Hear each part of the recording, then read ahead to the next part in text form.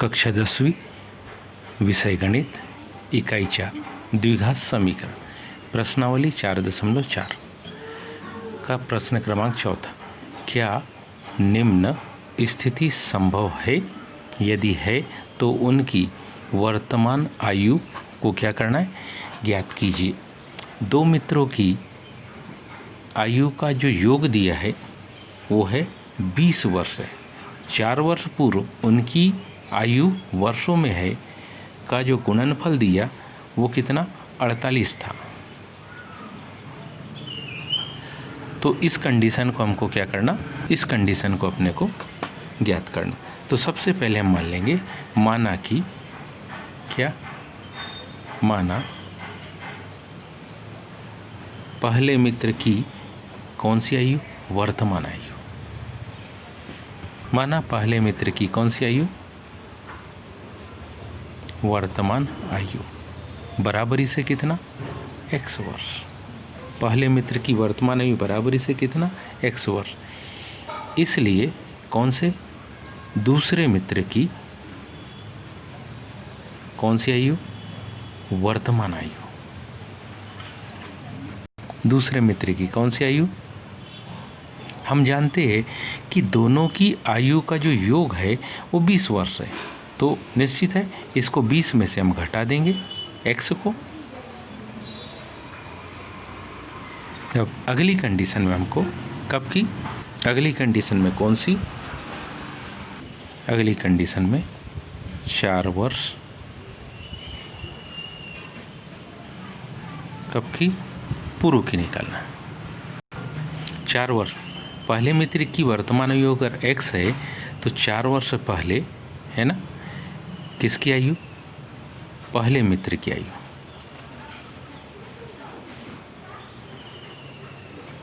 x में से 4 को क्या कर देंगे, घटा देंगे। और कौन से, दूसरे मित्र की आयु, कौन से, दूसरे मित्र की क्या आयु, वो 20 ऋण x थी, उसमें से 4 को घटाएंगे। 20 ऋण x ऋण 4, तो 20 में से 4 घट जाएंगे तो क्या आ जाएगा, 16 ऋण x वर्ष। प्रश्नानुसार देखें तो दोनों का गुणनफल बतलाया है।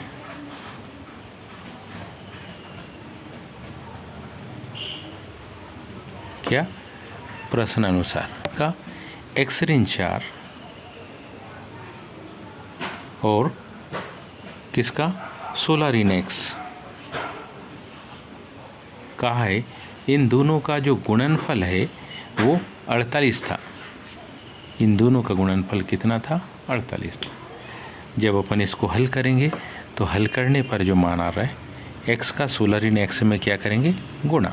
तो इसका हल आएगा 16x, x का x में गुणा, ऋण x की घात 2, ऋण 4 का 16 में गुणा, ऋण 64, ऋण 4 का ऋण x में गुणा, ऋण गुणित ऋण धन 4x। ये 48 दाहिनी तरफ है, इधर आ जाएगा तो ऋण 48 बराबरी से कितना, 0। अगली स्टेप में ऋण x की घात 2 को पहले लिखेंगे, फिर 4x और 16x इन दोनों का योग करके लिखेंगे 20x, और ऋण 64 और ऋण 48 का योग करके लिखेंगे। तो मान देखिए क्या आएगा, हमारे पास मान होगा ऋण x की घात 2, 16 और 4 का योग कितना, 20x, फिर होगा इन दोनों का योग ऋण 112 बराबरी से कितना, 0। अगर इस पद को ऋणात्मक को धन बनाना चाहे तो ऋण का गुणा, तो इससे धन ऋण में और ऋण धन में परिवर्तित हो जाता है। ऐसी दो संख्या पर विचार करें जिनका गुणा करें तो 112 है, जोड़े तो ऋण 20 आए। तो कई बार गुणनखंड बनाने पर ऐसी संख्या नहीं मिलती। जब ऐसी संख्या नहीं मिलती तो हमको अपने मानक फार्मूले का उपयोग करते हुए इसका विविक्तीकरण निकालना चाहिए।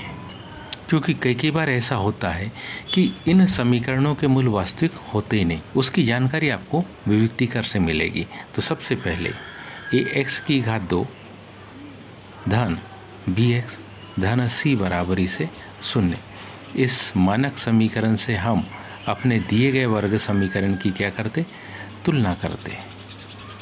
जब इससे हम तुलना करेंगे तब आपको पता लगेगा कि ABC का मान कितना है। तो A का मान यहाँ कुछ नहीं, मतलब यहाँ कुछ नहीं दिख रहा, मतलब 1 है। B का मान कितना, ऋण 20। C का मान कितना, 112। जो विविक्तिकर है उसका जो सूत्र है वो विविक्तिकर का सूत्र देखिए क्या है, क्योंकि क्या विविक्तकर, उस विविक्तकर का जो फार्मूला है वो क्या है, उसको हम डी संकेत से दर्शाते। कौन से संकेत, डी संकेत से दर्शाते। और क्या लिखते, बी स्क्वायर माइनस 4AC की सहायता से, बी स्क्वायर माइनस 4AC की सहायता से उसका हम हल निकालते। तो ध्यान से देखिए, इसमें हम अपने इन मान को रख के देखेंगे कि क्या यह मान 0 से बड़ा आ रहा है, 0 से छोटा आ रहा है या 0 के बराबर आ रहा है। इसमें हम किसके, A, B व किसके, C के क्या रखेंगे, मान रखने पर।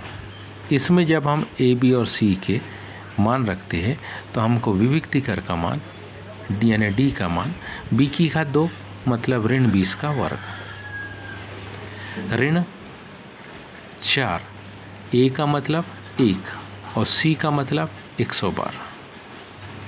जब हम इसका हल करेंगे तो D बराबरी से हमारे पास 20 का 20 में गुणा धन 400 आ जाता है, ऋण 4 का 1 में गुणा 4 एकम 4, 112 में गुणा करेंगे तो 4 दूनी 8, 4 एकम 4, 4 एकम 4।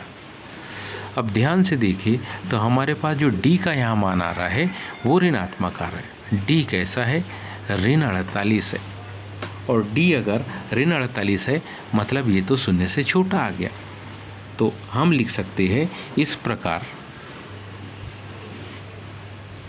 क्या दिए गए जो कंडीशन हमारे पास में दी है, इस प्रकार दिए गए समीकरण के कोई कौन सा वास्तविक मूल्य नहीं है, दिए गए समीकरण का कोई कैसा वास्तविक मूल्य नहीं है। अतः